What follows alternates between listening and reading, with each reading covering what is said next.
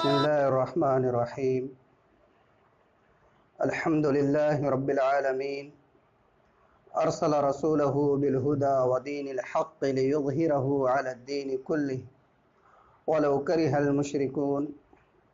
والصلاة والسلام الأتمان الأكملان على سيدنا وحبيبنا ونبينا وقدوتنا ومولانا محمد بن عبد الله وعلى آله الطيبين الطاهرين وعلى من تبعهم بإحسان إلى يوم الدين. أما بعد. عفت مآب، پردہ نشین، قابل صد احترام میری ماؤں اور بہنوں، ابھی الحمدللہ بہت دیر سے میں ان عزیز طالبات کے تعلیمی مظاہروں کو سن رہا تھا.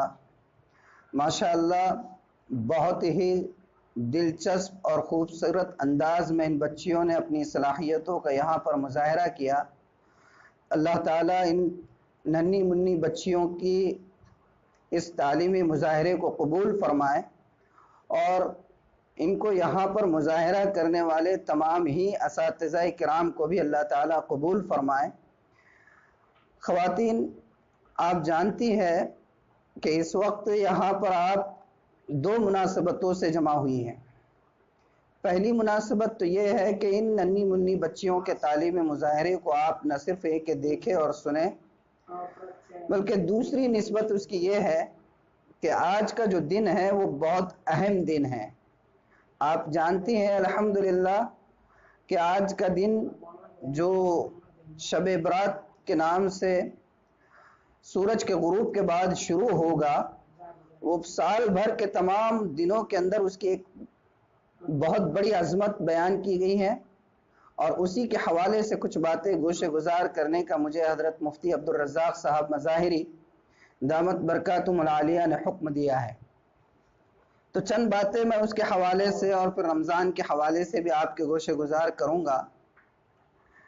پہلی بات تو میری ماؤں اور بہنوں، ہمیں اس بات پر اللہ تبارک و تعالیٰ کا شکر ادا کرنا چاہیے کہ اللہ تعالیٰ نے ہمیں اس پوری انسانیت کے، صرف موجودہ دور کے نہیں بلکہ اللہ تبارک و تعالیٰ نے جب سے اس دنیا کو پیدا فرمایا اس وقت سے لے کر قیامت تک آنے والی جتنی انسانیت ہے، اس پوری انسانیت کے اندر اللہ تعالیٰ نے اپنے سب سے محبوب، سب سے بزرگ و برتر نبی کی امت میں ہمیں پیدا فرمایا. یہ اللہ کا کچھ کم اور معمولی کرم نہیں ہے ہمارے اوپر. اور اسی حوالے سے کہ چونکہ اللہ نے ہمیں اپنے محبوب کی امت میں پیدا فرمایا، لہٰذا اللہ نے اس کی وجہ سے ہمارے اوپر بہت سارے ایسے انعامات بھی کیے ہیں جو پچھلی امتوں پر نہیں کیے گئے تھے، بلکہ پچھلے انبیاء پر بھی نہیں کیے گئے تھے. آپ کو جان کر حیرت ہوگی کہ یہ جو ہمیں مختلف راتیں اور مختلف دن فضیلتوں اور عظمتوں والے دیے جاتے ہیں، جس میں معمولی عبادتوں کا ثواب اور اس کا مقام بہت زیادہ بتایا جاتا ہے، یہ اس طرح کی مخصوص عبادتیں گزشتہ انبیاء کرام علیہم السلام کی امت کو نہیں دیا گیا تھا. شب برات ہے، شب قدر ہے، عیدین ہیں اور رمضان کے روزے ہیں، اور رمضان کی ایک ایک عبادت کا ثواب 70 گنا زیادہ ہیں. یہ اس طرح کی جو ثواب بہت زیادہ کثرت کے ساتھ دیا جاتا ہے، یہ معاملہ اللہ تعالیٰ نے صرف اس امت کے ساتھ خاص کیا ہے. گزشتہ جتنے انبیاء کرام علیہم السلام گزرے ہیں اور ان کی جو امتیں گزری ہیں، یہ انعام اللہ تعالیٰ کا ان انبیاء کرام کے ساتھ اور ان کی امتوں کے ساتھ نہیں رہا ہے. تو ہم جتنا شکر ادا کریں وہ کم ہے کہ اللہ نے ہمیں اپنے محبوب پیغمبر کی امت میں پیدا فرمایا، اور اس حوالے سے پھر ہمیں یہ بہت سارے فضیلتوں کے دن دیے ہیں. آج جو غروب کے بعد سے جو رات شروع ہوگی، جس کو ہم شب برات کہتے ہیں، شب برات اصل میں مطلب یہ کہ چھٹکارے کی رات. برات کس کو کہتے ہیں؟ اردو میں بھی تو استعمال کرتے ہیں نا ہم لوگ. برات کسی چیز سے برات حاصل کرنا، چھٹکارا حاصل کرنا. اور اس کا مطلب یہ ہے کہ اللہ تبارک و تعالی اس رات میں اپنے بے پناہ بندوں اور بندیوں گناہوں سے ان کو چھٹکارا عطا فرما دیتا ہے، ان کی مغفرت فرماتا ہے، ان کے اوپر اپنی رحمتوں کی بارشیں اللہ تعالیٰ فرماتے ہیں، اور اسی مناسبت سے اس کو شب برات کہا جاتا ہے۔ مختلف صحابہ کرام سے، مختلف جو ہے بڑے اکابرین کے ذریعے سے اس کا معمول بھی رہا ہے، اس رات میں عبادتوں کے اہتمام کا۔ مجھے وہ ساری چیزیں آپ کے سامنے نہیں پیش کرنی ہے جس کے اندر یہ بحث کی گئی ہے کہ یہ رات صحیح ہے نہیں ہے۔ بالکل صحیح ہے اور معمول رہا ہے، میں اس پر بات نہیں کروں گا، لیکن چند وہ باتیں جس کو رسول کریم صلی اللہ علیہ وآلہ وسلم نے بتلائی ہیں میں وہ بتاؤں گا، اور اس کے بعد پھر ہمارا جو عام طور پر معمول اس حوالے سے ہوتا ہے غفلتوں کا اور کوتاہیوں کا، اور دوسری بات ان ایسے خصوصی عبادت کے موقعوں پر رسومات کا، اس حوالے سے کچھ باتیں میں آپ کے سامنے پیش کروں گا۔ پہلے تو یہ سمجھے کہ یہ رات ہے کیا، جسے آج اللہ تعالیٰ نے مجھے اور آپ کو انشاءاللہ اگر ہم بقید حیات رہے تو آج غروب کے بعد ہم لوگ اس رات کو پائیں گے اپنے صحت کے ساتھ، اور اس میں مختصر سے لمحات میں اللہ کی طرف رجوع کر کے ہو سکتا ہے کہ ہم بہت سارے رحمتوں اور مغفرت کے پروانے اپنے نام لکھوا لیں۔ اس رات کی اہمیت کیا ہے؟ آپ جانتی ہیں کہ میرے اور آپ کے آقا محمد الرسول اللہ صلی اللہ علیہ وآلہ وسلم کی سب سے چہیتی بیوی ام المؤمنین حضرت عائشہ صدیقہ رضی اللہ عنہا وہ فرماتی ہیں کہ میں ایک مرتبہ رات میں اپنے حجرے میں آرام کر رہی تھی، لیٹی ہوئی تھی، اور نبی کریم صلی اللہ علیہ وآلہ وسلم کی چونکہ 11 بیویاں تھی، بیک وقت 9 بیویاں تھی، اور آپ اتنے انصاف کرنے والے تھے کہ آپ برابر جس کے یہاں جو باری ہوتی تھی اسی ترتیب سے آپ آرام بھی فرمایا کرتے تھے۔ حضرت عائشہ فرماتی ہیں کہ ایک مرتبہ میری باری تھی اور اللہ کے رسول میرے حجرے میں آرام فرماتے ہیں، میں جو ہے رات میں اچانک میری آنکھ کھلی تو کیا دیکھتی ہوں کہ میرے آقا محمد الرسول اللہ صلی اللہ علیہ وآلہ وسلم روم میں حجرے میں موجود نہیں ہیں۔ انسانی فطرت ہے، جس سے اس کو زیادہ محبت ہوتی ہے وہ اس کے بارے میں طرح طرح کے خیالات دل و دماغ میں لاتا ہے۔ مثال کے طور پر آپ دیکھتی ہوگی، بلکہ آپ کے ساتھ بھی ایسا ہوا ہوگا، ہمارے ساتھ بھی ایسا ہوتا ہے کہ ہمیں دنیا میں جس سے سب سے زیادہ محبت ہوتی ہے، جیسے مثال کے طور پر والدین ہیں، امی جان ہیں آپ کی یا آپ کے ابو ہے، اگر زیادہ محبت ہے تو آدمی کو بار بار ایسے وسوسے آتے رہتے ہیں کہ پتہ نہیں کیا ہو جائے گا امی کے بعد، امی کی طبیعت اللہ ان کو لمبی عمر دے، ایسے خیالات آتے رہتے ہیں۔ بہرحال حضرت عائشہ فرماتی ہیں کہ میری آنکھ کھلی تو دیکھا کہ اللہ کے رسول وہاں موجود نہیں ہیں، تو مجھے فوراً یہ محسوس ہوا کہ شاید آپ جو ہے مجھے چھوڑ کر میری باری میں ہوتے ہوئے کسی اور کے ہاں تشریف لے گئے، دوسری جو ازواج مطہرات تھی امہات المؤمنین وہاں پر آپ تشریف لے گئے ہوں گے۔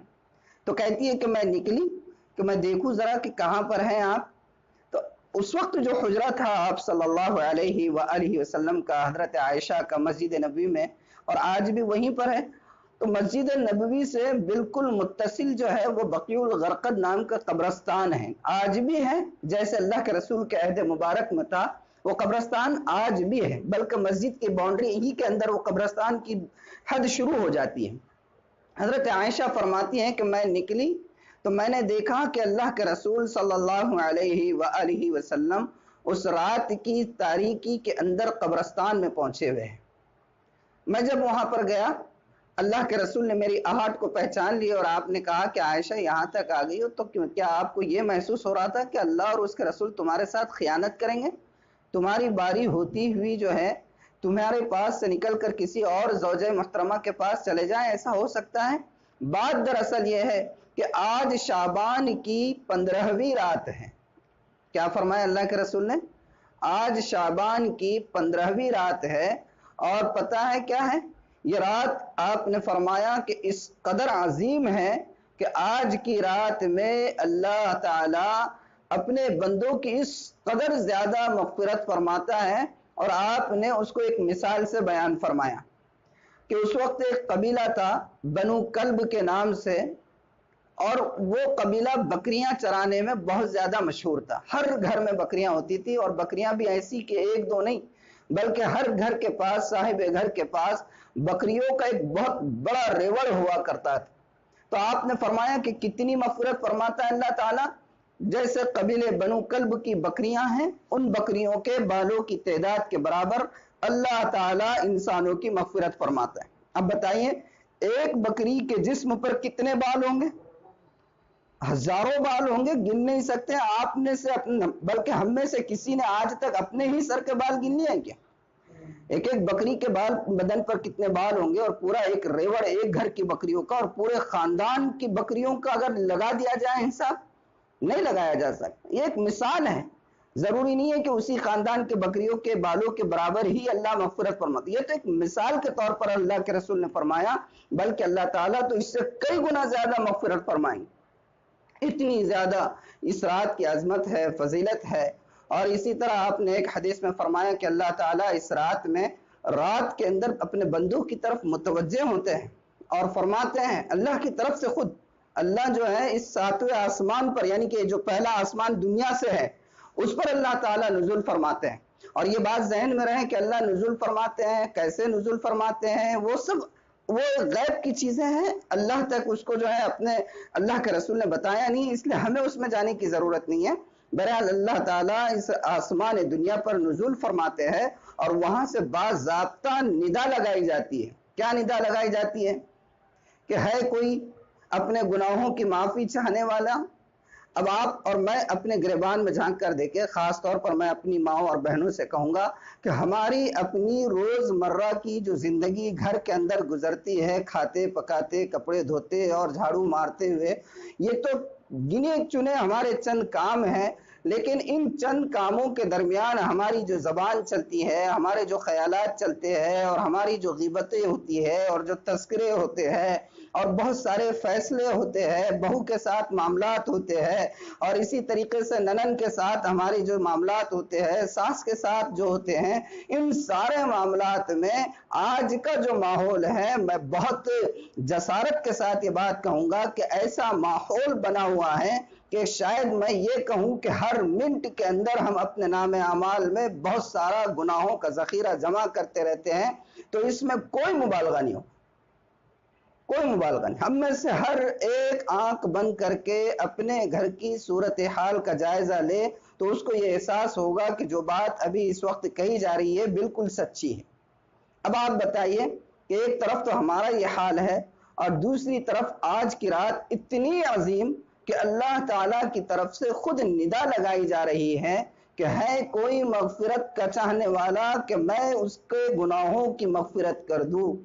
معمولی بات ہے، زندگی کا اپنے جائزہ لے، ایک دن کا یہ حال ہے، پوری زندگی اب تک جو ہماری گزری ہے اور ابھی گزرتی چلی جا رہی ہیں، جو ماحول اس وقت جو ہے معاشرے کے اندر پیدا کر دیا گیا ہے، جس ماحول میں ہم جی رہے ہیں، پورا ایک جائزہ لے لیجئے اور دیکھیے کہ کتنا سنہری موقع آج کی رات اللہ تعالیٰ نے ہمیں عطا فرمایا کہ خود وہاں سے ندا لگائی جا رہی ہے کہ کوئی ہے گناہوں کی مغفرت چاہنے والا کہ میں اس کے گناہوں کو معاف کروں۔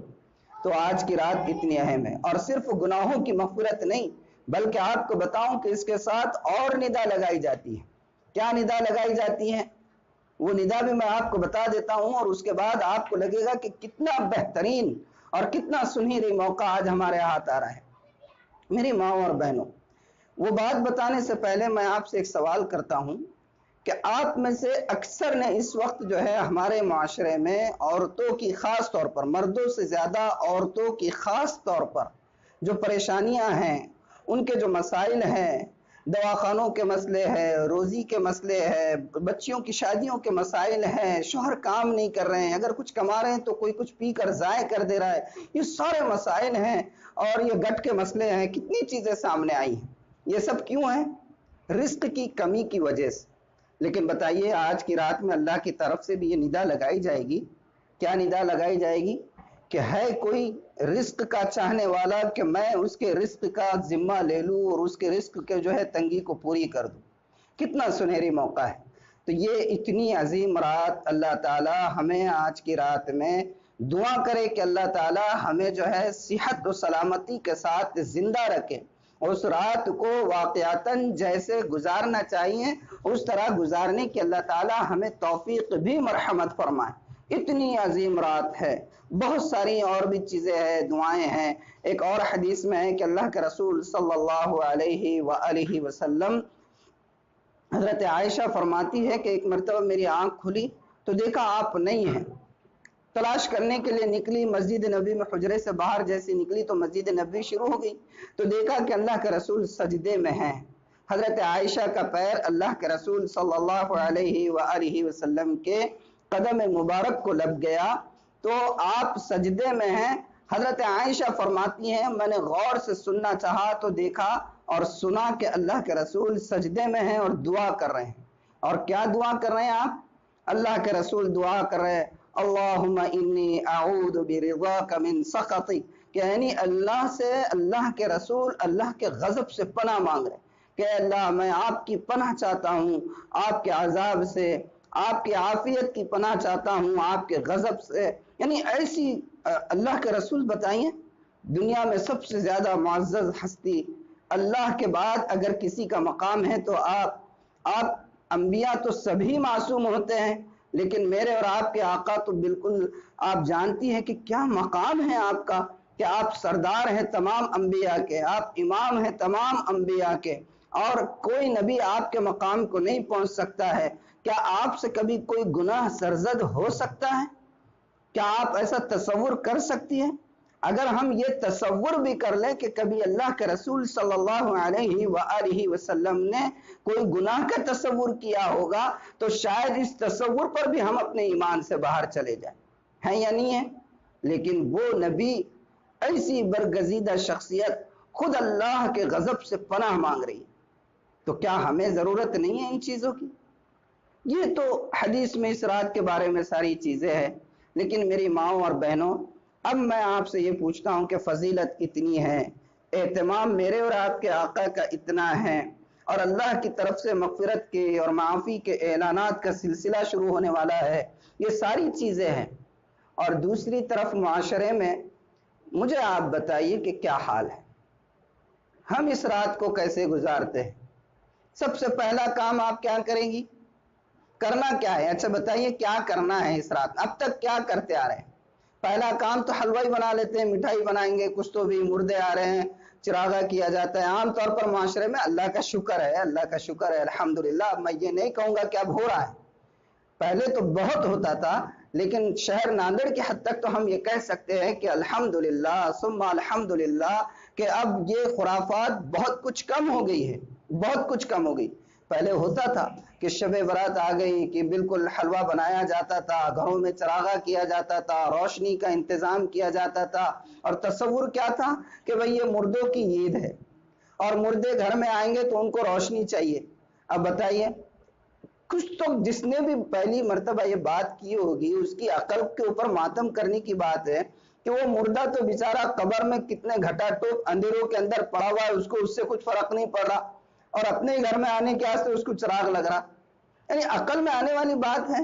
یعنی ایسی سوچیں تھی۔ اب اللہ کا شکر ہے کہ 80% یہ ساری خرافات معاشرے سے اب ختم ہو چکی ہے، لیکن بہرحال یہ تو نہیں کہہ سکتے کہ 100% ختم ہو گیا ہے۔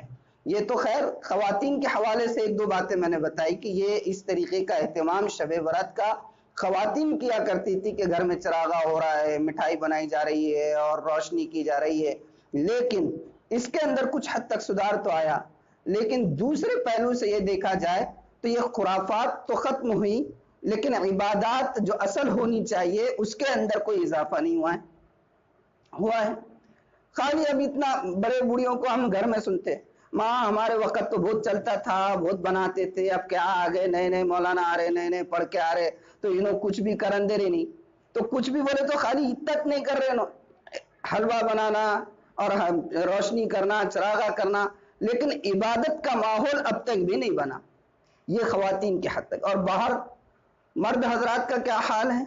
یہ تو اور بھی زیادہ افسوسناک صورتحال ہے کہ اس وقت میں آپ کو بتاؤں کہ ہمارا جیسے شہر ناندیڑ ہے، یہ ایک شہر ہے، لیکن اس سے بڑے بڑے جو شہر ہیں جیسے بامبے ہے، حیدرآباد ہے، دہلی ہے، ایسے بڑے بڑے مقامات پر شب برات کا تصور ہمارے غیر مسلم بھائیوں کے اندر یہ ہے کہ شب برات مسلمانوں کی جو آتی ہے 15 تاریخ شعبان کی، اس کا مطلب ہوتا ہے راتوں کو جاگ کر بائک کی ریس لگانا، ہنگامہ کرنا، پٹاخے پھوڑنا، پوری رات جاگنا اور جاگ کر جو ہے شور شرابہ کرنا، چلم چلی کرنا۔ بس یہ تصور ہمارے غیر مسلم بھائیوں کے درمیان بیٹھ گیا ہوا ہے مسلمانوں کے متعلق، اور ہے یا نہیں ہے؟ مجھے آپ بتائیے، آپ میں سے ہر ایک جتنی میری مائیں اور بہنیں یہاں پر تشریف لائی ہوئی ہیں، کہ آپ کے بچے، آپ کا شوہر، آپ کے بھائی راتوں کو اگر جاگ رہے ہیں تو کیا آپ کبھی اس بات کی کوشش کرتی ہے کہ یہ پوچھے کہ آپ جا کر جو جاگ رہے ہیں، شب بیداری کر رہے ہیں، آخر کیوں کر رہے ہیں، کیا کر رہے ہیں، اس کے اندر کیا کیا جاتا ہے؟ بچے جاگ رہے ہیں اور وہ جوس بنایا جا رہا ہے، کھیر بنائی جا رہی ہے، پوری رات جو ہے تو دیگیں چلتی ہیں، اور بچے مسجدوں کے اطراف میں ناچ رہے ہیں، کود رہے ہیں۔ بس یہی ایک تصور شب بیداری کا بن گیا ہے۔ تو ہمیں جو ہے، ہم مرد حضرات میں بھی بات کرتے ہیں، ان کے سامنے ساری چیزیں رکھے گی، لیکن میں جزائے خیر دے اللہ تعالی حضرت مفتی عبدالرزاق صاحب کو اور اسی طرح مولانا صدیق صاحب کو، اس مکتب کے ذمہ داروں کو، کہ انہوں نے اس شب برات کے مناسبت سے خواتین کا جلسہ منعقد کیا، اور اس حوالے سے آپ کے سامنے کچھ باتیں کہنے کا موقع مل رہا ہے۔ میں آپ سے یہ درخواست کروں گا کہ اللہ کا شکر ہے کہ خواتین کے حوالے سے جو خرافات اور رسومات شب برات سے متعلق بنی ہوئی تھی وہ ختم ہوتی جا رہی ہیں، لیکن آپ سے درخواست یہ ہے کہ آپ اپنے بھائی کو، اپنے ابو کو، اپنے شوہر کو، اپنے بچوں کو اگر آپ شب برات کے حوالے سے باہر بھیج رہے ہیں یا وہ جا رہے ہیں تو آپ ان سے کہیے کہ یہ رات عبادت کی ہے، آپ اس رات کو عبادت میں گزاریں، اس میں اللہ کی طرف سے مغفرت کے فیصلے ہوتے ہیں، رزق کے فیصلے ہوتے ہیں، جہنم سے خلاصی کے فیصلے ہوتے ہیں، جنت سے متعلق چیزیں کے فیصلے ہوتے ہیں۔ اور میں آپ کو یہ بتاؤں کہ یہ وہ رات ہے جس رات میں اللہ تعالی ہر انسان کے اگلے پورے 1 سال کا حساب لکھ دیتے ہیں۔ کون کب پیدا ہوگا، کون کب مرے گا، کیا کھائے گا، کتنا بیمار پڑے گا، کب شفا ملے گی، کیا کرے گا، تو ہر چیز آج جو ہے لکھی جاتی ہے۔ مجھے یہ بتائیے کہ اگر آج کی رات اتنی اہم ہے کہ ہر چیز اس دن ہونے والی ہے، تو کیا کم از کم آج ہی صحیح، ہونا تو نہیں چاہیے لیکن کم از کم آج تو اتنے شریف بن جائے کہ اللہ تعالیٰ کو ہمیں دیکھ کر رحم آ جائے، اور ہمارا جو ہے کچا چٹھا جو بھی لکھا جانے والا ہو وہ صحیح سے لکھا جائے۔ بھائی استاد کے سامنے اگر یہ معلوم ہے کہ استاد امتحان لینے والے ہیں تو شریر سے شریر بچہ بھی جو ہے تو چہرے پہ ایسی معصومیت لا کے جو ہے سامنے بڑھ جاتا، ایسا محسوس ہوتا ہے کہ اس سے زیادہ شریف بچہ ناندڑ میں پیدا ہی نہیں ہوا۔ ہوتا ہے یا نہیں ہوتا ہے؟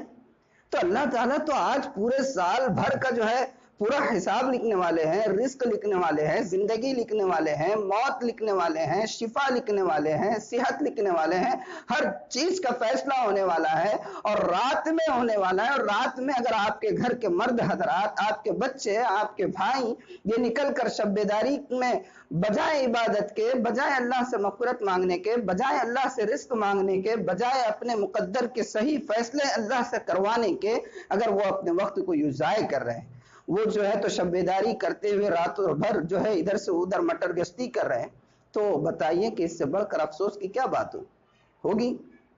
تو یہ بہت اہم رات ہے۔ اس رات میں کرنا کیا ہے؟ کوئی خاص طریقہ، مجھے آپ کو 2-4 باتیں ہی بتانا ہے، وقت بھی بہت کم ہے، تو اس لیے کیا کرنا ہے آپ کو وہ باتیں میں آپ کو بتا دوں کہ اللہ کے رسول صلی اللہ علیہ وآلہ وسلم نے اس رات کی جو اتنی فضیلت بیان فرمائی کہ اللہ تعالیٰ آسمان دنیا پر نزول فرماتے ہیں، مغفرت کی ندا لگائی جاتی ہے، رزق کے دیے جانے کی ندا لگائی جاتی ہے، یہ ساری چیزیں اپنی جگہ، تو پھر ہمیں کرنا کیا ہے؟ اس کے لیے میں آپ کو یہ بتاؤں کہ دیکھیں ہماری شریعت کتنی پیاری شریعت، قربان جائیے ہماری اس شریعت کے اوپر۔ اللہ نے ہمیں ایسا پیارا دین عطا فرمایا ہے اور ایسی پیاری شریعت عطا فرمائی ہے کہ جس کے ہر عمل کے اندر، جس کی ہر عبادت کے اندر، عبادت کرتے ہوئے یا عمل کرتے ہوئے کسی کو یہ نہیں محسوس ہو سکتا ہے کہ یہ تو ایک بہت بڑا بوجھ ہم پر ڈالا گیا ہے۔ آج کی رات اللہ نزول فرما رہے ہیں، لیکن اللہ نے یہ نہیں کہا کہ آپ پوری رات ایک پیر پر کھڑے ہوں گے تو میں مغفرت کروں گا. اللہ نے یہ نہیں کہا کہ آپ پوری رات سر جو ہے میرے سامنے سجدے میں ٹیکو گے تو ہی میں تمہارے رزق کا فیصلہ کروں گا. یہ نہیں کہا گیا کہ آج آپ جو ہے تو اگر آپ کے پاس 1,00,000 روپیہ ہے تو 70,000 آپ خرچ کرو گے, صدقہ کرو گے, زکوٰۃ دو گے تو ہی میں آپ کے رزق کے اندر برکت کے فیصلے کروں گا. کتنی پیاری شریعت ہے. فرمایا آج کی رات کوئی مخصوص عبادت نہیں, کوئی مخصوص عبادت نہیں. لوگوں نے جو بنا کر طریقے رکھے ہوئے ہیں وہ ان کے اپنے ذہنوں کے ہیں. آپ یہاں سے یہ بات سن کر جائیں اور اپنے گریبان سے گانٹ باندھ کر لے جائے کہ کوئی مخصوص طریقہ عبادت کا شب برات میں نہیں ہے, بلکہ ہر وہ کام جس کو آپ آسانی سے کر سکتے ہیں, ذکر ہے, تلاوت ہے, نماز ہے, اور جو آپ کر سکتے ہیں وہ آپ کریں, یہی آپ کی عبادت ہے شب برات. بس اور اس سے بھی ہلکا میں یہ کہوں کہ آپ اگر یہ نہیں کر سکتے, آپ نے عشاء کی نماز وقت پر ادا کر دی اور فجر کی نماز وقت پر ادا کر دی, اور اس دوران کوئی غیبت نہیں کی, اس دوران کوئی چغلی نہیں کی, اس دوران شوہر کی نافرمانی نہیں کی, اس دوران اپنی زبان سے کوئی غلط بات نہیں نکالی, قسم کھا کر یہ بات کہی جا سکتی ہے کہ آپ نے شب برات کی فضیلت کو حاصل کر. اتنی پیاری شریعت ہے ہماری, اتنی پیاری, یہ اللہ کا کرم ہے ہمارے. جو آپ کو جس عبادت میں آپ کو سہولت لگتی ہے آپ وہ کریں. لیکن پھر بھی میں اپنے دماغ سے ایک دو باتیں آپ کو بتاؤں کہ کیا کرنا ہے. تو میں یہ کہوں گا کہ آج کی رات ہم ایک جگہ بیٹھ کر پہلے, یہ کوئی دیکھیے یہ بات میں جو آپ کو بتا رہا ہوں شریعت کی بات نہیں ہے, میں ایک رائے دے رہا ہوں آپ کو کہ عام معاشرے کا جو حال ہے, خاص طور پر ہماری ماں اور بہنوں کا جو حال ہے, اور یہ حال ابھی کا نہیں ہے بلکہ یہ بہت پہلے سے ہے. میں آپ کو ایک اشارتاً ایک حدیث بتا دوں, اس کے بعد یہ بات بتاؤں گا کہ میرے اور آپ کے آقا محمد الرسول اللہ صلی اللہ علیہ وآلہ وسلم کو معراج ہوئی تھی. آپ جانتی ہیں نا, شب معراج جو ابھی پچھلے گئی ہے رجب کے مہینے میں, اس میں اللہ کے رسول صلی اللہ علیہ وآلہ وسلم کو اللہ تعالیٰ نے راتوں رات زمین سے آسمان اور ساتوں آسمانوں اور جنت اور ساری چیزوں کے اللہ تعالیٰ نے سیر کروائی. وقت تھم گیا تھا, وقت اپنی جگہ پر تھم گیا تھا. چند منٹوں میں اللہ کے رسول اس زمین سے لے کر جو ہے مکہ سے آپ سیدھا جو ہے فلسطین بیت المقدس, اور وہاں سے آسمان اور پہلا آسمان, دوسرا آسمان اور ساتوں آسمان اور جنت اور سارے حوض کوثر اور پل صراط, ساری چیزوں کا آپ نے مشاہدہ کر کے آئے تھے نا اللہ کے رسول صلی اللہ علیہ وآلہ وسلم. تو آپ جب اس سفر پر گئے تھے, اللہ کے رسول صلی اللہ علیہ وآلہ وسلم کو ہر چیز کا مشاہدہ کرایا گیا تھا. یہ جنت ہے, یہ جہنم ہے, جنت میں یہ لوگ جائیں گے, جہنم میں یہ رہیں گے. اللہ کے رسول صلی اللہ علیہ وآلہ وسلم نے وہاں سے تشریف بری جب آپ کی ہوئی, آپ وہاں سے جب واپس ہوئے تو آپ نے بہت سارے مشاہدات کو بیان کیا. اس میں ایک مشاہدہ آپ نے کیا بیان کیا؟ میری ماں اور بہنوں, میں آپ کی ہمت پست نہیں کر رہا ہوں, لیکن دل کے اوپر ہاتھ رکھ کر سنیے کہ کیا فرمایا تھا میرے آقا نے. آپ نے فرمایا تھا مجھے جو ہے جہنم کا نظارہ کرایا گیا تو میں نے دیکھا کہ اس میں زیادہ تر کثرت عورتوں کی ہے. کیوں؟ صحابہ نے پوچھا یہ سوال کہ اللہ کے رسول کیوں, کہ وہاں پر جہنم میں زیادہ تر عورتوں کی کثرت کیوں تھی؟ تو آپ نے فرمایا اس وجہ سے کہ وہ بہت زیادہ ناشکری ہوتی ہے, بہت زیادہ ناشکری ہوتی ہے. شوہر کے ساتھ 10 سال رہے گی اور ذرا سی انبن ہو جائے گی تو قسم کھا کے کہے گی کہ اللہ کی قسم مجھے تمہارے گھر میں کبھی خوشی نہیں ملی. اور یہ ترجمہ کر رہا ہوں میں اللہ کے رسول کے الفاظ, میں اپنی طرف سے نہیں کہہ رہا ہوں. تو یہ حال ہے میری ماں اور بہنوں. تو آج کی رات آپ کیا کریں؟ آپ کے لیے میری طرف سے ایک رائے ہے, اور میں نے پہلے بھی یہ بات واضح کر دی کہ یہ بات کوئی فقہ کا مسئلہ نہیں ہے, شریعت کی تعلیم نہیں ہے. آپ جو چاہیں عبادت کر سکتی ہے, لیکن میری رائے یہ ہے میری ماں اور بہنوں کہ آپ عشاء کی نماز پڑھنے کے بعد ایک جگہ بیٹھ کر ذرا 5-7 منٹ کا 10 منٹ کا ایک مان لیجیے کہ ایک مراقبہ کر لیں. مطلب کیا ہے؟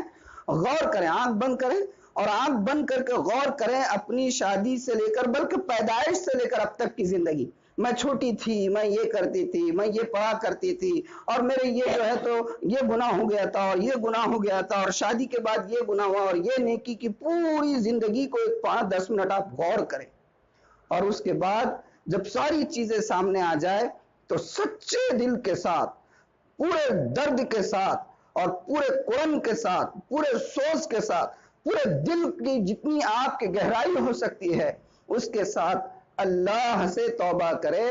انشاءاللہ اللہ نہ صرف آپ کے گناہوں کو معاف کرے گا اس درد اور قرآن اور سوز اور تڑپ کی وجہ سے، بلکہ ان گناہوں کے بدلے میں ہو سکتا ہے اللہ ان گناہوں کو نیکیوں سے بدل. آپ یہ بات یاد رکھیں کہ جب تک اللہ سے توبہ درد کے ساتھ، قرآن کے ساتھ، سوز کے ساتھ، لگن کے ساتھ اور دل کی گہرائی کے ساتھ نہیں مانگی جائے گی دعا، تب تک اس کا اثر نہیں ہوگا. لیکن جب ایسی دعا کی جاتی ہے اللہ فوراً نتیجہ ظاہر کرتا ہے. میں آپ کو ایک مثال دیتا ہوں. آپ نے نام سنا ہوگا سیدنا حضرت عمر فاروق رضی اللہ عنہ. بہت جلیل القدر صحابی ہے اور اتنا بڑا مقام ہے. بتاؤں کتنا مقام ہے کہ ہمارے نبی نے فرمایا تھا کہ آپ آخری نبی تھے نا، ہمارے نبی آخری نبی ہیں. اب قیامت تک آپ کے بعد کوئی نبی آنے والا نہیں ہے. آپ پر جو کتاب نازل فرما دی گئی وہ آخری کتاب ہے. اب قیامت تک کوئی کتاب آنے والی نہیں. یہ کتاب جو قرآن ہمیں دی گئی ہے اس کتاب نے اپنے پہلے ساری کتابوں کو منسوخ کر دیا، ساری شریعتوں کو منسوخ کر دیا، سارے نظام ہے زندگی کو اس کتاب نے منسوخ کر دیا ہے نا. اللہ کے رسول آخری اور آپ کے بعد کوئی نبی آنے والا نہیں. آپ کی جو شریعت ہے اب وہ قیامت تک چلنے والی ہے. لیکن اللہ کے نبی نے فرمایا تھا اپنی زبان مبارک سے کہ میں آخری نبی ہوں، لیکن اگر مان لو کہ میں آخری نبی نہیں ہوتا اور میرے بعد کوئی نبی ہوتا تو آپ نے فرمایا تھا کہ وہ عمر ہوتے. اتنی فراست، اتنی بصیرت، اتنا اللہ تعالیٰ نے ان کے اندر ایمانی حرارت، ایمانی حمایت اور ایمانی حمیت رکھی تھی کہ اللہ کے نبی نے فرمایا تھا کہ میں آخری نبی ہوں، اگر میں آخری نبی نہ ہوتا اور میرے بعد کوئی نبی ہوتا تو وہ عمر ہوتے. وہ حضرت عمر ایک مرتبہ اپنے عہد خلافت میں، امیر المؤمنین جب آپ تھے، خلیفہ تھے، اس وقت آپ کا معمول مبارک تھا حضرت عمر کا کہ آپ راتوں کو گشت کیا کرتے تھے. کیا کیا کرتے تھے؟ گشت کیا کرتے. گشت مطلب جیسے ابھی جماعت والے آتے ویسا گشت نہیں، بلکہ دیکھا کرتے تھے کہ معاشرے میں میں ایک خلیفہ ہوں، میرے اس پوری خلافت کا جتنا علاقہ ہے اس میں کوئی محتاج تو نہیں ہے، کوئی پریشان تو نہیں ہے، کوئی چور اچکے تو نہیں آ گئے، کسی کے ہاں کوئی تکلیف کا معاملہ تو نہیں ہے. آپ گشت کیا کرتے تھے. اور گشت کبھی کبھار دن میں جب ہوتا تو آپ کے ہاتھ میں کوڑا بھی ہوتا تھا. کوڑا لے کر گشت کرتے تھے کہ کوئی اگر خباثت کر رہا ہے، کوئی شرارت کر رہا ہے تو کوڑے سے اس کو درست کیا کرتے تھے. تو آپ جا رہے ہیں اور ایک صحابی ادھر سے گزر رہے، صحابی ہے وہ بھی، گزرنے والے بھی صحابی ہے، وہ گزر رہے ہیں اور اتفاق سے یہ ہے کہ ان کے ہاتھ میں بوتل ہے شراب کی بوتل لے کر آ رہے ہیں اور اچانک ان کی نظر پڑی حضرت عمر فاروق پر. جیسے ہی حضرت عمر کو دیکھا ان کے رونگٹے کھڑے ہو گئے، کیونکہ حضرت عمر کا جلال ویسا تھا. کیسا جلال تھا آپ کو معلوم ہے حضرت عمر کا؟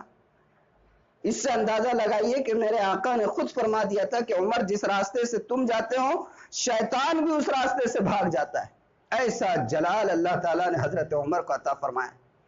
اللہ کے رسول جب ایمان کی دعوت آپ نے آغاز فرمایا تھا تو شروع میں جو صحابہ ایمان لے آیا کرتے تھے ان کا معمول یہ تھا شروع کے دور میں، بالکل ابتدائی دور میں، کہ ایک مکان تھا، دار ارقم اس کو کہا جاتا تھا، حضرت ارقم کا مکان تھا. اس مکان میں چھپ چھپا کر جو ہے تو دین کی بات کی جاتی تھی. چھپ چھپا کر جو ہے تو صحابہ وہاں آتے تھے اور میرے اور آپ کے آقا وہاں پر تشریف فرما ہوتے، وہاں آ کر وہ لوگ دین کی بات سیکھتے اور چلے جاتے. لیکن اس بات کو معاشرے کے اندر کھول کر بیان کرنے کی کسی میں ہمت نہیں ہوتی. لیکن آپ کو معلوم ہے حضرت عمر جب ایمان لے آئے تو کیا کہا؟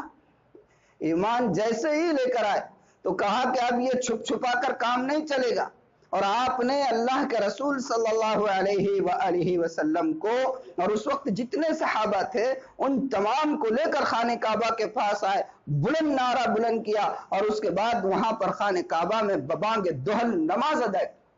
ایسا جلال حضرت عمر۔ تو صحابی نے دیکھا شراب ہاتھ میں ہے اور حضرت عمر سامنے سے آ رہے ہیں اور کوڑا ہاتھ میں ہے، تو ان کے ایک دم رونگٹے کھڑے ہو گئے اور انہوں نے دل میں دل کی گہرائی کے ساتھ اللہ سے دعا کی کہ اللہ میری عزت کو اب آپ بچائیے، عمر آ رہے ہیں، اگر عمر نے دیکھ لیا تو میرا کیا ہوگا؟ ایسے دل کی گہرائی کے ساتھ کہ اگر آنکھ سے آنسو کے بجائے خون نکلنا شروع ہو جائے تو یقین مانی کہ کوئی مبالغہ نہیں، ایسی کیفیت کے ساتھ انہوں نے اللہ سے دعا کی۔ یہ دل ہی دل میں دعا کی۔ دیکھیے دعا بھی کیسی، دل ہی دل میں، کوئی ضرورت نہیں ہے چیخنے پکارنے کی، کوئی ضرورت نہیں ہے جو ہے تو منہ بنانے کی، دل ہی دل میں پوری گہرائی سے دعا کی۔ حضرت عمر آ گئے۔ حضرت عمر نے دیکھا کہ یہ ذرا کچھ گھبرائے ہوئے سے لگ رہے ہیں، تو ٹال گئے حضرت عمر، اور حضرت عمر نے ان سے پوچھا کیا بات، کیوں ایسی کیفیت ہو رہی ہے آپ کی؟ کہا کہ کچھ نہیں۔ اچھا کچھ نہیں، تو یہ بغل میں کیا ہے؟ بولے بوتل ہے۔ بوتل میں کیا ہے؟ تو وہ صحابی نے کہا کہ امیر المؤمنین یہ تو سرکہ ہے، سرکہ۔ کیا کہا؟ شراب ہے اندر، دعا اللہ سے گڑ گڑا کر کی ہے، سامنے سے حضرت عمر آگے تو کہہ دیا کہ سرکہ ہے۔ حضرت عمر نے فرمایا سرکہ ہے؟ اچھا بتاؤ، کھولو، کھول کر بتاؤ کہ سرکہ ہے۔ ان صحابی نے کھولا تو اس کے اندر واقعتاً سرکہ تھا، شراب سرکے سے تبدیل ہو گئی۔ کیا کہنا چاہ رہا ہوں میری ماؤں میں آپ سے، میری ماؤں اور بہنوں، اتنا قیمتی وقت اللہ نے دیا ہے، آپ یقین مانیے کہ پوری زندگی کا جائزہ 5 منٹ بیٹھ کر لے لے اور اس کے بعد پورے دل کی گہرائی سے ان گناہوں کا نام لے کر اللہ سے معافی مانگے، اللہ ان گناہوں کو نیکیوں سے بدلے۔ شراب کو سرکے میں تبدیل ہو گیا۔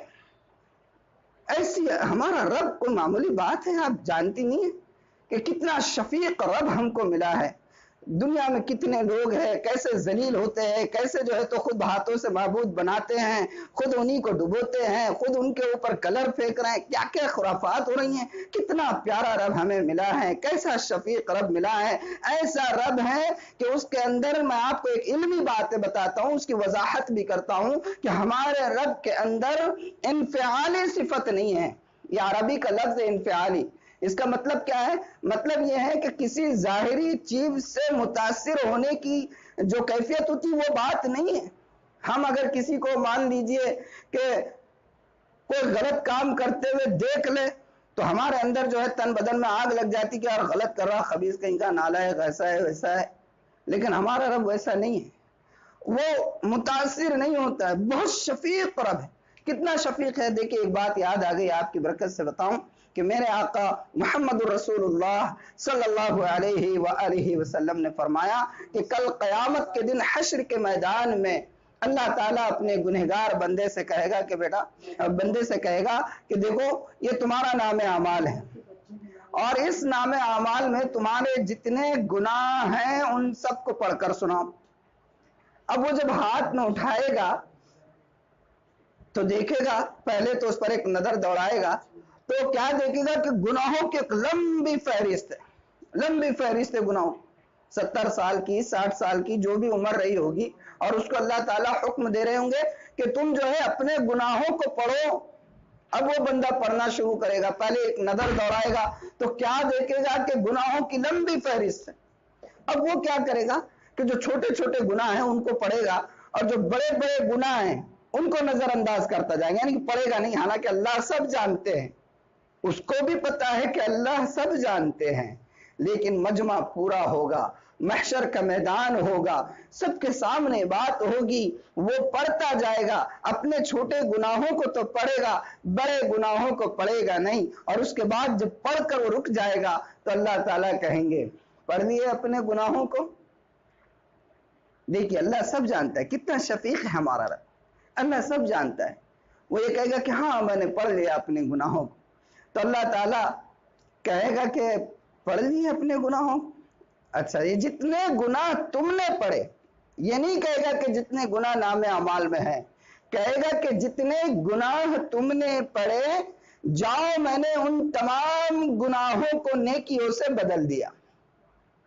تو وہ فوراً کہے گا نہیں اللہ تعالیٰ ابھی میں نے پورے نہیں پڑھا, ابھی تو بڑے بڑے کبیرہ گناہ باقی ہے, ابھی تو بڑے بڑے کبیرہ گناہ باقی ہیں, میں نے پورے نہیں پڑھا. یہ روایت جن صحابی نے بیان کی وہ یہ کہتے ہیں کہ اس جملے کو بیان کرتے وقت اللہ کے رسول صلی اللہ علیہ وآلہ وسلم اتنا ہنسے, فرمایا فضحک النبی صلی اللہ علیہ وآلہ وسلم حتی بدت انیابہ. وہ راوی کہتے ہیں کہ آپ ایسے مسکرائیں میرے آقا کہ آپ کی داڑھ مبارک نظر آ گئی. وہ صحابی کہتے ہیں کہ یہ جملہ کہ نہیں اللہ میں نے تو ابھی پورے نہیں پڑھا, کبیرہ گناہ باقی ہیں, میرے اور آپ کے آقا ایسے مسکرائیں کہ آپ کی داڑھیں نظر آ گئی. تو کتنا شفیق ہے. تو میری آپ سے گزارش یہ ہے کہ آج کی رات توبہ کرے, گناہوں کا پہلے جائزہ لے اور اپنی زبان سے اس کا اعتراف کر کے اللہ سے گناہ کرے, یا اللہ سے توبہ کرے. اللہ ضرور معاف فرمائے, ضرور معاف فرمائے, اور سچے دل سے ہو. لیکن میں نے ایک بات آپ کو سنایا جیسے سرکے کی, اور ایک بات یاد آ گئی, آپ کی ظرافت طب کے لیے بھی سنا دیتا ہوں کہ ایک بہت ظالم بادشاہ گزرا ہے, خلیفہ گزرا ہے, بلکہ گورنر تھا وہ, خلیفہ بھی نہیں. اس کا نام ہے حجاج بن یوسف. آپ میں سے اکثر میری ماں اور بہنوں نے اس کا نام سنا ہوگا. وہ اتنا ظالم تھا کہ اس نے کئی صحابہ کرام کو, سینکڑوں صحابہ کرام کو اس نے شہید کروایا. اتنا ظالم تھا وہ. اس کے بارے میں آتا ہے, کتابوں میں لکھا ہے کہ ایک مرتبہ وہ خانہ کعبہ میں گیا, مسجد میں طواف کرنے کے لیے. تو دیکھا کہ وہاں پر راستے میں جہاں طواف کے لیے جانا ہے تو ایک نابینا بیٹھا ہوا ہے اندھا, اور یہ وقت کا ایک دم ظالم کہ اس کا نام سن کر اچھوں کی حالت غیر ہو جائے, ایسا آدمی ہے حجاج. بہرحال یہ جب گیا وہاں پر طواف کے لیے تو دیکھا کہ راستے میں ایک اندھا بیٹھا ہوا ہے, اور اندھا بیٹھ کر دعا کر رہا, اللہ میری بینائی واپس فرما دے, اللہ آپ نے اپنی مخلوق کو بینا بنایا ہے, مجھے بھی بینا کر دیجئے. دعا کر رہا ہے بندہ. حجاج نے دیکھا تو حجاج نے کہا کہ بیٹا بہت دیر سے دیکھ رہا ہوں تو دعا کر رہا ہے, اور راستے میں بیٹھ کر دعا کر رہا ہے, پبلک کے آنے جانے کا راستہ ہے اور یہاں بیٹھ کر دعا کر رہا ہے. ٹھیک ہے تو دعا کر, لیکن میری بات سن, میں کون ہوں پہلے یہ سن لے. کہا کہ کون ہے, مجھے تو دکھتا نہیں ہے. کہا کہ میں حجاج بن یوسف. اب اس نے جیسے ہی کہا کہ میں حجاج بن یوسف ہوں, اس بیچارے نابینا کی حالت غیر ہو گئی, پریشان ہو گیا, ڈر گیا کہ اب کیا کرے گا پتہ نہیں, میں راستے میں بیٹھ گیا, ہو سکتا مجھے مار دے گا. کہا کہ دیکھ میں تجھے معاف ابھی تو کرتا ہوں, لیکن تجھے ایک بات بول کر جا رہا ہوں کہ میں طواف کرنے جا رہا ہوں. میرے طواف کر کے آنے تک, کیونکہ تو راستے میں بیٹھ کر دعا کر رہا تھا نا, میرے طواف کر کے آنے تک اگر تیری بینائی واپس نہیں آئی تو میں تیرا سر قلم کر دوں گا, تجھے تیری گردن اڑا دوں. اور یہ وہ دور تھا کہ صرف لفاظی نہیں ہوتی تھی, اگر وہ آنکھوں کے اشارے سے اپنے کام کرنے والوں کو اشارہ بھی کر دے تو گردن قلم کر دی جاتی. اب حجاج تو یہ کہہ کر چلا گیا, اور اس بیچارے نے پھر جو دعا مانگی ہے, آپ یقین مانیے کہ حجاج واپس نہیں آیا, اس کی بینائی واپس آئی. تو میری ماں اور بہنوں کریں گے کیا آپ کو کرنا ہے, اللہ سے آج کی رات گناہوں سے توبہ کرے, معافی مانگے. آج جتنے حالات ہیں ملک کے اندر, مجھے یہ بتائیے, آپ تو گھر میں رہتی ہیں, کھانا پکانا, جھاڑو برتن بچھونا, بس یہی کام ہے. زیادہ بہت ہو گیا تو ہماری کچھ مائیں اور بہنیں ایجوکیشن کے لائن میں ہوتی ہے, ورنہ دنیا کی جو سیاست چل رہی ہے, ملک کے اندر جو حالات ہو رہے ہیں, جو حکومتیں بن رہی ہے, بگڑ رہی ہے, اور آنے کے بعد وہ لوگ جیسا ماحول کریٹ کر رہے ہیں, جس طریقے سے قانون بنا رہے ہیں, مسلمانوں کے لیے جیسے مسائل پیدا کیے جا رہے ہیں, ہماری بچیوں کے لیے اسکولوں کے اندر تعلیم کے ماحول کو جس طریقے سے بنا دیا گیا ہے, اور بچیاں ان تعلیم کے ماحول سے بگڑ کر جس طریقے سے ہاتھ سے باہر جا رہی ہے, اور پھر وہی بچیاں جو ہے تو کسی گھر کی ذمہ دار بن کر ماں بن رہی ہے, تو بتائیے کہ کیا ماحول پیدا کیا جا رہا ہے. تو ایسے ماحول میں اللہ سے مانگنا بھی ضروری ہے, توبہ بھی مانگے اور ہر چیز اللہ سے مانگے.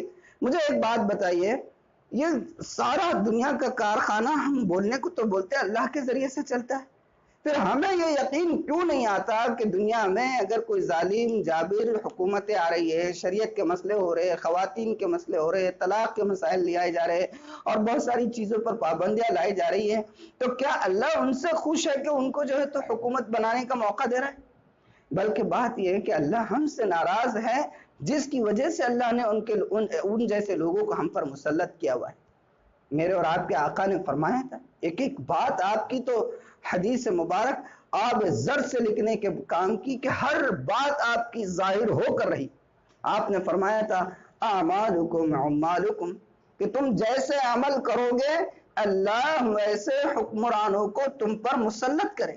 آج یہ حال ہے تو اللہ سے توبہ بھی کرے، اللہ سے حالات کے درست ہونے کا سوال بھی کرے، اپنے لیے مانگے، اپنے ابو کے لیے مانگے، اپنے امی جان کے لیے مانگے، اپنے شوہر کے لیے مانگے، اپنے ساس کے لیے مانگے، ننن کے لیے مانگے، اپنے پورے گھر کے لیے مانگے، محلے والوں کے لیے مانگے اور پورے شہر کے لیے مانگے، پوری امت مسلمہ کے لیے مانگے، اور یہ اللہ سے سوال کرے کہ اللہ آپ جو ہے امت مسلمہ کے حال کو درست فرما دیجئے۔ میری ماں اور بہنوں، دعائیں، عبادتیں، تلاوتیں، اس کے اوپر مردوں کی اجارہ داری نہیں ہے، یہ تو آپ بھی اللہ سے اسی طرح مانگ سکتی ہے جیسے مرد حضرات مانگتے ہیں۔ اللہ آپ کو بھی ویسے ہی دینے والا ہے جیسے مرد حضرات کو دیا جاتا ہے، تو آپ کیوں کنجوسی کرتی ہے؟ آپ کیوں یہ سمجھتی ہیں کہ آپ نے صرف فرض نماز پڑھ لی 4 رکعت اور سنتیں اور نوافل ادا کر دی تو آپ بری ذمہ ہوگی؟ آپ کو تو زیادہ عبادت کرنا چاہیے۔ آپ کو اللہ نے مسجد تک جانے کا اور بہت سارے مسائل ہے، ان ساری چیزوں سے بھی اللہ نے آپ کو مکلف نہیں بنایا ہے، تو زیادہ سے زیادہ آپ مانگے۔ لیکن ایک بات اور کہوں اور اس کے بعد پھر میں اپنی بات بھی ختم کروں گا کہ یہ تو ساری چیزیں ہیں، اتنی اہم رات ہے، لیکن آپ کو سن کر حیرت ہوگی، میرے اور آپ کے آقا محمد الرسول اللہ صلی اللہ علیہ وآلہ وسلم نے فرمایا کہ ایسی عظیم رات سہی، اتنی مبارک رات سہی، لیکن آپ نے فرمایا کہ اس رات میں بھی اللہ تعالی چند ایسے بدبخت لوگ ہیں کہ ان کی مغفرت نہیں فرماتے۔ مغفرت فرمانا تو دور ہے، اللہ ان کی طرف رحمت کی نظر بھی نہیں ڈالتے۔ اور وہ کون ہے؟ ان میں سب سے پہلے نمبر پر، اور مجھے معاف کیجئے آپ کہ جو پہلے نمبر میں بتانے جا رہا ہوں اس میں مردوں سے زیادہ میری ماں اور بہنوں، ہم خاص طور پر آپ عورتیں اس میں مبتلا ہوتی ہیں۔ کیا فرمایا تھا آپ نے فرمایا تھا کہ سب سے پہلا جس کی مغفرت اللہ تعالیٰ اس رات میں نہیں فرمائیں گا وہ ہے مشرک، اللہ کے ساتھ کسی کو شریک کرنے والا۔ اب آپ مجھ سے کہو گی کہ یہ کیسے آپ کہہ رہے ہیں کہ ہم زیادہ مبتلا رہتے ہیں؟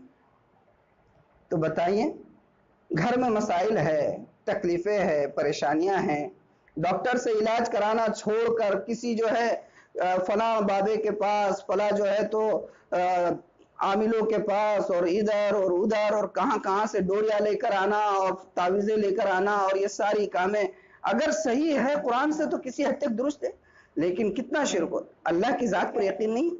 آپ یقین مانیے کہ یہ اس طریقے کے کام کرنے والے جتنے لوگ ہوتے ہیں اس میں 80% وہ لوگ ہوتے ہیں جو جعلی ہے۔ تو شرک کرنا، اللہ نے ہمیں انسان بنایا، اور انسان بھی کیسا کہ اللہ تعالیٰ نے انسانوں کو خود جو ہے تو پوری کائنات میں، جس میں ایک سے ایک بڑھ کر طاقتور جانور ہے، ایک انسان کی شیر کے سامنے کیا طاقت ہے؟ کیسا خطرناک جانور ہے۔ ہاتھی کے سامنے انسان کی کیا وقت ہے؟ اونٹ کے سامنے اور جراسک پارک کے سامنے اور زراف کے سامنے اور بڑی بڑی وھیل مچھلیاں، ان کے سامنے انسان کی کیا حیثیت؟ لیکن آپ بتائیے کہ اللہ نے انسان کے سر میں ایک چھوٹا سا دماغ ایسا رکھا ہے کہ اس دماغ کی وجہ سے یہ بڑی بڑی مخلوق انسان کے ہاتھ میں کھلونا بنی ہوئی ہے نا۔ اللہ نے انسان بنایا، پھر اس سے بڑھ کر احسان یہ کہ اللہ نے مسلمان بنایا، ایمان والا بنایا، اور عظیم احسان اللہ نے یہ کیا کہ یہ بھی تو ہو سکتا کہ ایمان والا بناتا، اللہ پر ایمان رکھنے والا بناتا، لیکن پچھلی امتوں میں پیدا فرماتا۔ سب سے بڑا احسان کہ مجھے اور آپ کو ایسے پیارے نبی کی امت میں پیدا فرمایا، ایسا شفیق نبی، ایسا رحیم نبی۔ آپ یقین مانیے، آپ اللہ کے رسول صلی اللہ علیہ وآلہ وسلم کی سیرت کو پڑھیے میری ماں اور بہنوں۔ میں ہاتھ جوڑ کر التجا کرتا ہوں کہ آپ نے اپنے نبی کی سنت کو، سیرت کو پڑھا نہیں ہے، کیا حال ہوگا قیامت کا، کیسا حشر کا میدان ہوگا، ہر کوئی پریشان ہوگا۔ ویسے حال میں بھی میرے اور آپ کے نبی ہم کو چھوڑیں گے نہیں، جبکہ گزشتہ سارے انبیاء اپنی امتوں کو چھوڑ کر اپنے اپنے حال میں سرگرم رہیں گے۔ ایسا نبی اس میں ہمیں پیدا فرمایا، تو اتنا بڑا احسان اللہ کا ہم پر۔ ہم جو ہے مصائب میں، مشاکل میں، مصیبتوں میں، پریشانیوں میں، بیماریوں میں، حالات میں، تنگ دستی میں، فقر میں اللہ کے طرف متوجہ ہونے کے بجائے کسی اور کے سامنے سوال دراز کرنا، کسی اور کے سامنے کو یہ سمجھنا کہ اس کی ڈوری سے ہماری بچی جو ہے وہ صحیح ہوگی اور اس کے علاج سے ہمارا صحیح ہوگا۔ علاج کرنا چاہیے، میں قطعاً یہ نہیں کہہ رہا ہوں کہ علاج نہیں کرنا چاہیے، لیکن یقین تو اللہ کی ذات پر ہونا چاہیے۔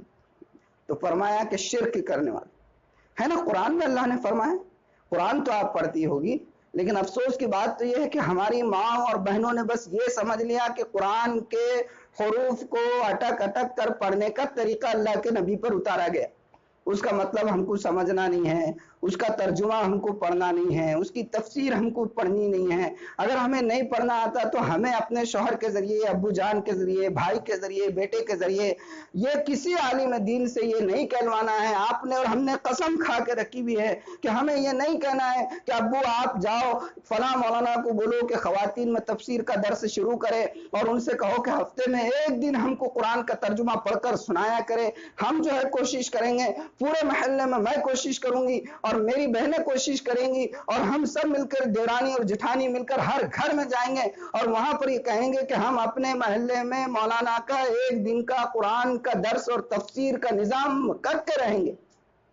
لیکن ہم نے قسم کھائی ہے کہ خالی اٹک اٹک کر جو ہے تو جمعہ کو جمعہ نماز کے بعد بیٹھ کے آدھا گھنٹہ بیٹھنا اور پڑھنا، اور وہ پڑھنے کے دوران بھی برتن کی آواز آئی تو بچے کو چپ ماں ٹم لے، چپ فلاں اور چپ ایسا کر، پڑھ رہی میں دکھ رہا نہیں کیا، بس یہ چاہتا ہوں۔ تو میری ماں اور بہنوں، یہ پہلا ہے کہ شرک کرنے والا۔ قرآن کو پڑھیں گے تو ساری چیزیں سمجھ میں آئی، تو قرآن کی تفسیر کے لیے بھی متوجہ ہو، اللہ ہمیں توفیق عطا فرمائے۔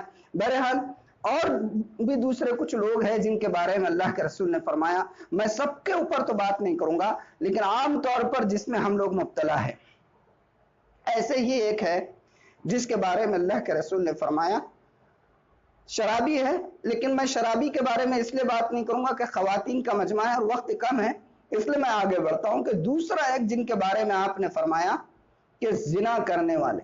اب زنا میں جو ہے مرد اور عورت دونوں ہوتے ہیں، اس لیے اس حوالے سے مجھے کچھ کہنا ہے کہ آج کی اتنی مبارک رات، اتنی عظیم رات کہ اللہ خود آسمان دنیا پر نزول فرما کر پوچھ رہے ہیں کہ ہے کوئی مغفرت کا چاہنے والا کہ میں اس کی مغفرت کروں؟ اس رات میں زنا کرنے والے کی بھی مغفرت نہیں ہوتی۔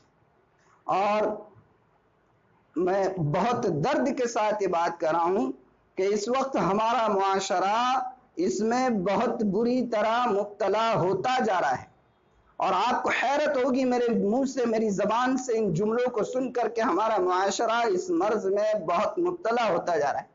لیکن میں غلط نہیں کہہ رہا ہوں کہ آپ نے پچھلے دنوں ہماری مسلم بچیوں کے مرتد ہو کر غیر مسلموں کے ساتھ بھاگنے کے واقعات پڑھے اور سنے نہیں؟ اگر یہ بھاگ کر جا رہی ہیں تو کیا ان کے ساتھ حج عمرے پر بھاگ کر جا رہی ہیں یہ بچیاں؟ کیا کر رہی ہیں؟ یہی تو سارے کام ہو رہے، اللہ حفاظت فرمائے۔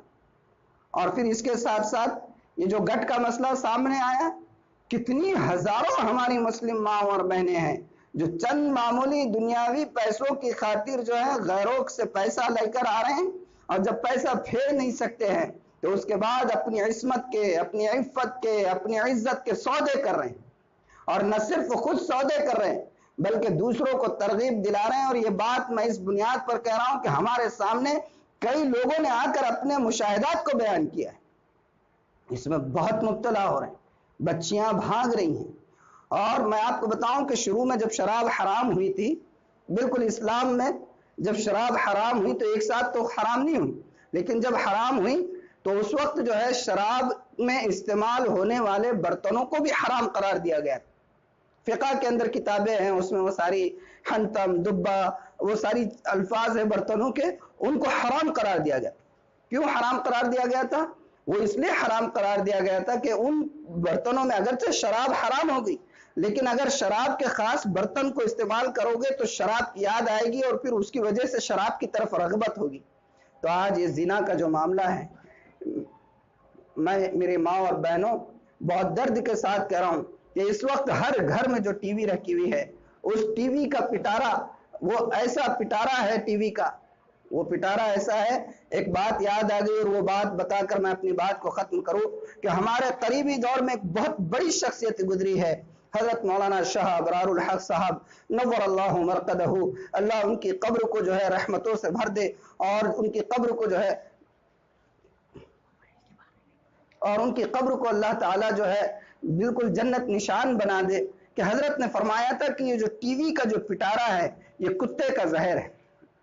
اب جملے پر آپ غور کریں، کیا فرمایا؟ کتے کا زہر ہے۔ یہ نہیں فرمایا تھا حضرت نے کہ یہ ٹی وی جو ہے یہ سانپ کا زہر ہے، جبکہ میں اور آپ جانتے ہیں کہ سانپ کا زہر اتنا زہریلا ہوتا ہے کہ آدمی فوراً اس کے وجہ سے مرتا ہے، لیکن حضرت نے کہا تھا کہ یہ ٹی وی کا پٹارا یہ کتے کا زہر ہے، اور کتے کا زہر ایسا ہوتا ہے کہ اگر ایک مرتبہ فوراً اس کا علاج نہیں ہوا تو اور وہ لا علاج ہو گیا تو پھر وہ اپنا اثر دکھا کر ظاہر کرتا، اپنا اثر دکھا کر ہی رہتا ہے۔ کتا اگر کسی کو کاٹ دے اور فوراً بر وقت اس کا علاج نہ ہو تو اس کا اثر جو ہے ایسا ہوتا ہے کہ بعد میں پھر چاہے جتنا علاج کرا دے اس کا علاج نہیں ہوتا ہے۔ وقت پر اگر علاج نہ ہوا، بعد میں چاہے جتنا علاج کرا دے وہ علاج نہیں ہوتا۔ اور دوسری بات یہ ہے کہ آدمی اگرچہ اس سے فوراً نہیں مرتا، لیکن ہو سکتا ہے مہینے کے بعد، 2 مہینے کے بعد، 4 مہینے کے بعد، 4 سال کے بعد، 10 سال کے بعد، بلکہ 50 سال کے بعد بھی یہ ہو سکتا ہے کہ کتے کے کاٹے ہوئے کا اثر ظاہر ہو اور وہ بندہ اس طریقے سے ہو جائے۔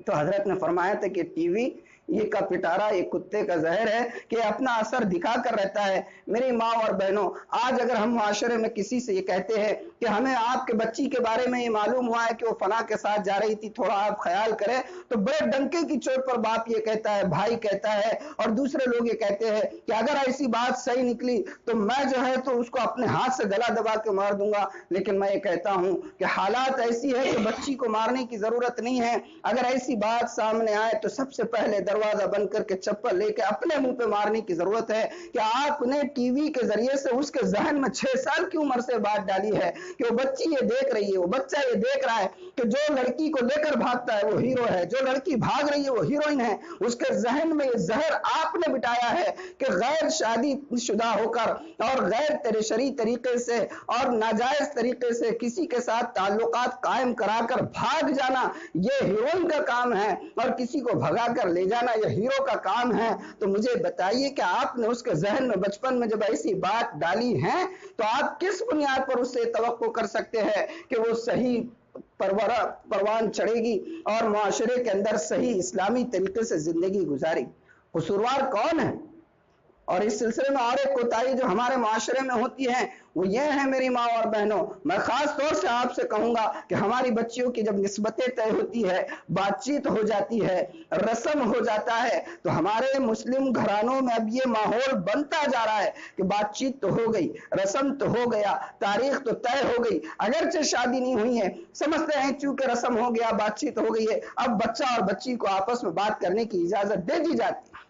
وہ فونوں پر باتیں کر رہے ہیں، میسیجز چل رہے ہیں، واٹس ایپ چل رہا ہے، اور بہت ساری چیزیں ہوتی رہتی ہے، اور اس کے نتیجے میں بعض گھرانوں میں باہر گھومنے پھرنے کی اجازت تک دی جاتی ہے۔ قسم ہے خدا پاک کی یہ حرام ہے۔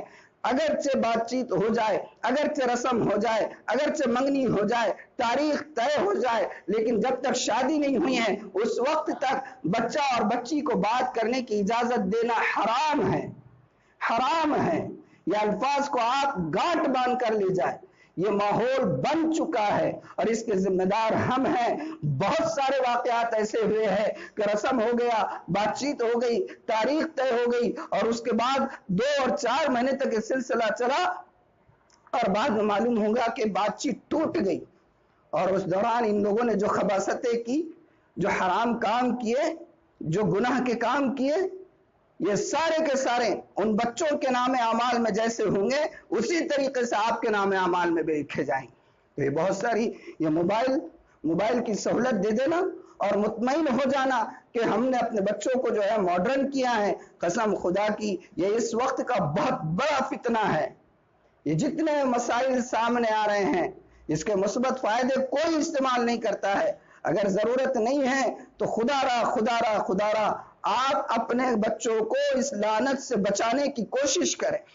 تو بہرحال اذان بھی شاید ہو چکی ہے، وقت بھی ہو گیا ہے۔ میری ماں اور بہنوں، یہ جو آج کی رات آپ کو نصیب ہونے جا رہی ہیں اس کو غنیمت سمجھے، دعا کرے، اپنے لیے دعا کرے، اپنے خاندان کے لیے دعا کرے، پوری امت مسلمہ کے لیے دعا کرے اور اس کے ساتھ ساتھ اللہ سے اپنے گناہوں کی معافی مانگے۔ جب تک ہم اپنے گناہوں سے معافی نہیں مانگیں گے آپ یقین مانیے کہ حالات بدلنے والے نہیں ہیں۔ اللہ تعالی عمل کی توفیق عطا فرمائے۔ اخیر میں ہاتھ جوڑ کر آپ سے ایک التجا ہے کہ اس عاجز سید آصف کو بھی آپ اپنی دعاؤں میں ضرور یاد رکھیں، دعا کریں کہ اللہ تعالی میرے بھی گناہوں کو معاف فرمائے اور ہمیں جو ہے اپنے نبی پاک صلی اللہ علیہ وآلہ وسلم کی سیرت مبارکہ کے مطابق اپنی زندگی کو گزارنے والا بنائے۔ وآخر دعوانا ان الحمدللہ رب العالمین۔ ہیلو، میں ادھر سے نام پکار رہا تو ادھر سے نام دیکھ رہے ہو تمہارے ہاستے پھر اپنی جانا دعا کر دیں 5 منٹ ٹھیک ہے، نام پکار رہا ہوں ہاں ٹھیک ہے۔ ہیلو تمامی طلبہ سے